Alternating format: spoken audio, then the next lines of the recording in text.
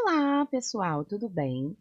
Bom, agora que nós já conhecemos a distribuição eletrônica para um átomo, a gente vai falar um pouco sobre os números quânticos. Os números quânticos, eles são códigos matemáticos que a gente utiliza para localizar cada um dos elétrons que estão presentes em um átomo. E esses números quânticos estão relacionados à energia do elétron naquela determinada localização. Não existem dois elétrons que possuam os quatro números quânticos iguais. Então, o número quântico para o elétron é como se fosse um endereço para uma pessoa. Cada um vai ter a sua combinação referente aos quatro números quânticos, não existindo dois elétrons com esses quatro números iguais. Começando pelo número quântico principal, que a gente simboliza pela letra N minúscula.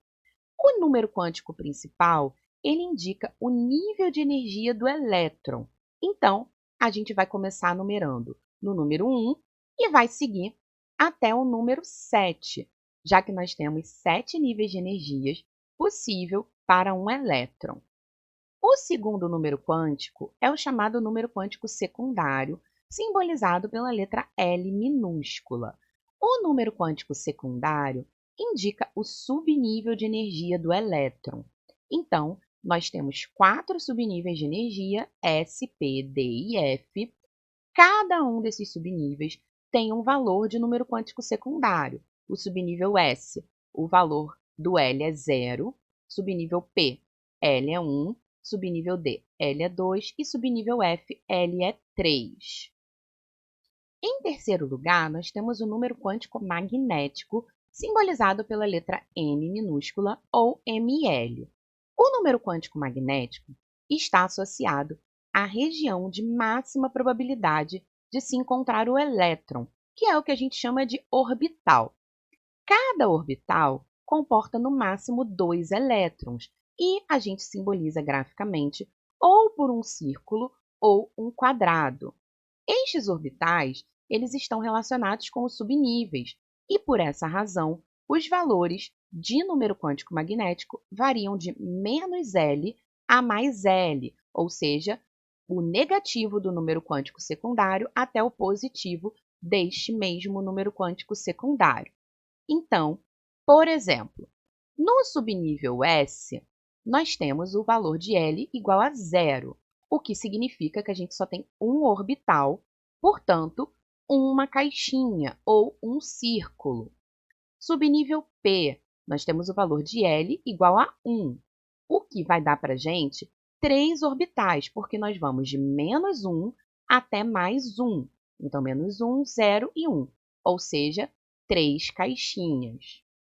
O subnível D, nós temos o valor do L igual a 2, o que vai dar para a gente 5 orbitais, porque a gente vai de -2 a 2, e aí, -2, -1, 0, mais 1, mais 2, dá um total de 5 caixinhas. Subnível F, nós temos o valor de L igual a 3, portanto, a gente vai ficar com 7 orbitais, variando de -3 até mais 3, ou seja, 7 caixinhas na representação gráfica. E por que a gente tem essa variação tão grande no número quântico magnético? Porque quando a gente está falando dos orbitais, a gente pode ter formatos diferentes para cada subnível. O subnível S, ele tem um formato esférico.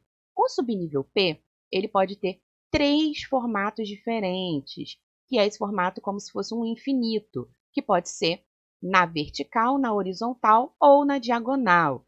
O subnível D, ele dá para a gente 5 possibilidades de formato e o F, 7 possibilidades de formato.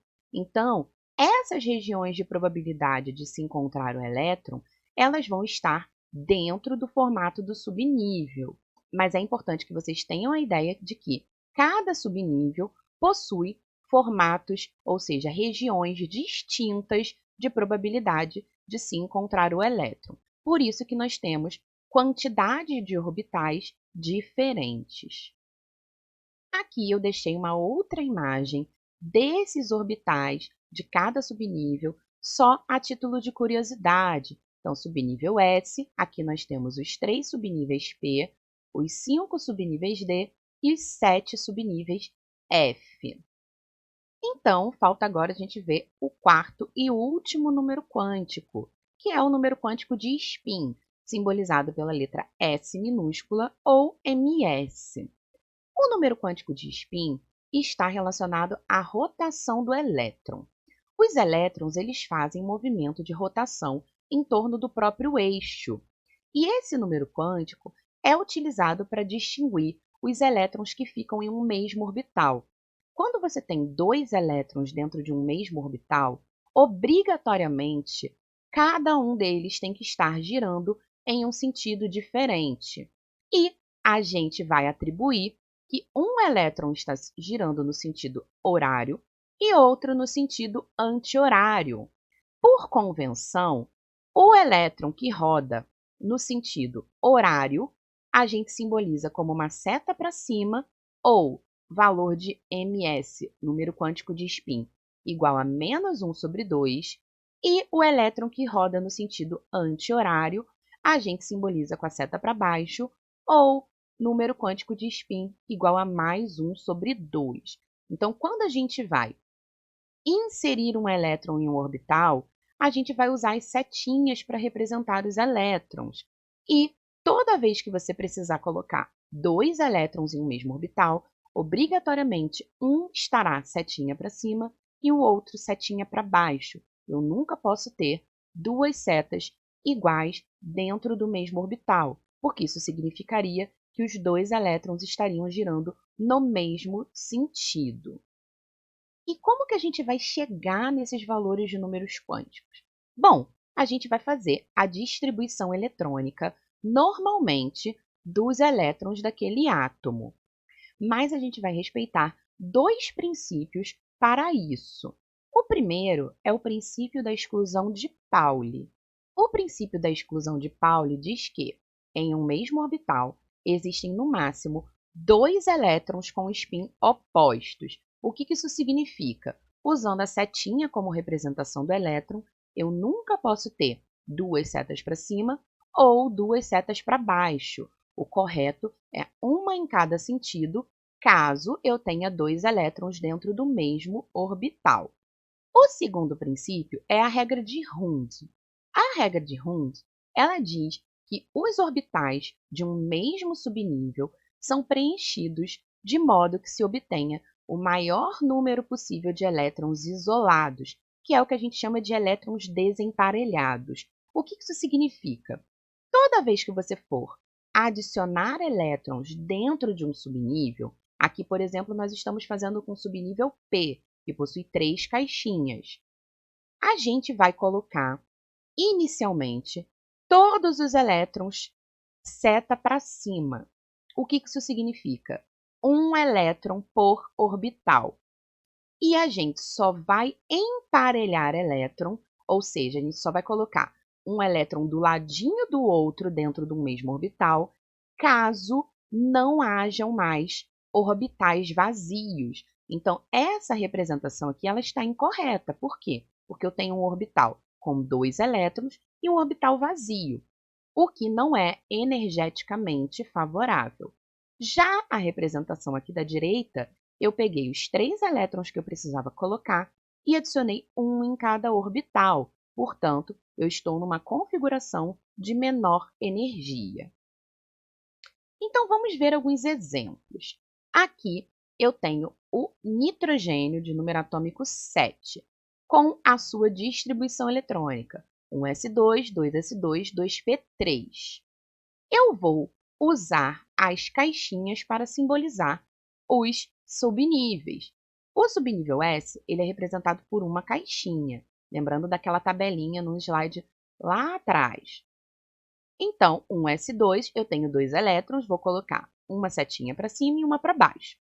O 2s2, eu tenho também subnível S, uma caixinha, 2 elétrons, uma setinha para cima e uma para baixo.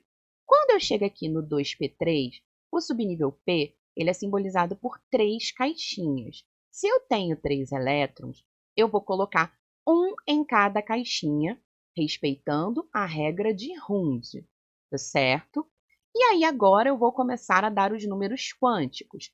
O número na frente da letra é o meu número quântico principal, então n igual a 2. É só eu ver qual é o número que está na frente da letra. O P. O P ele vai me dar um número quântico secundário. E aí eu tenho que fazer aquela associação. S, o número quântico secundário é igual a 0. O P, o número quântico secundário é igual a 1. Portanto, aqui a gente tem 1. E assim por diante.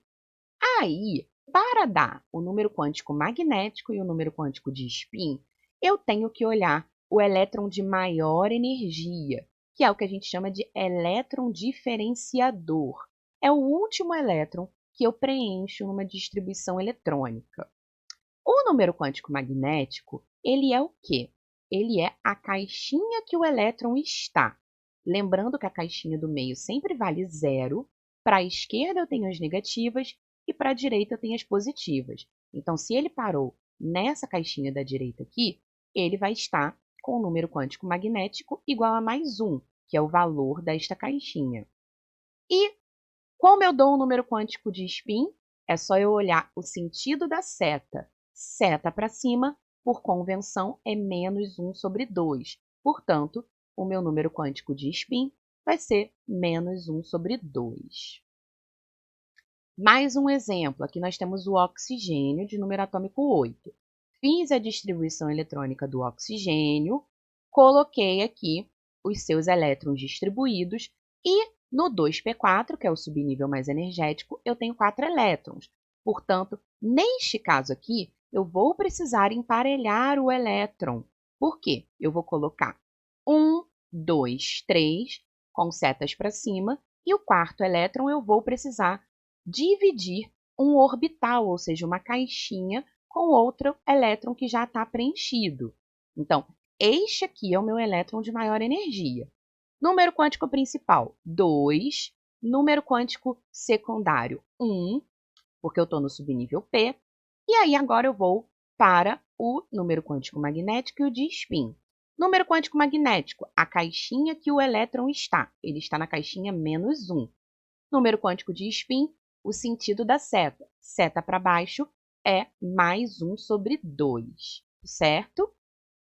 Deixei aqui um exercício que é para vocês fazerem os 4 números quânticos do elétron diferenciador de cada um desses átomos aqui. Lembrando que o elétron diferenciador é o último elétron que você escreve na distribuição eletrônica. Então, você vai focar lá no subnível mais energético e vai fazer a distribuição usando as caixinhas somente para o subnível mais energético, tá certo? Bom, gente, essa foi a nossa aula de hoje. Espero que vocês tenham entendido e até a próxima!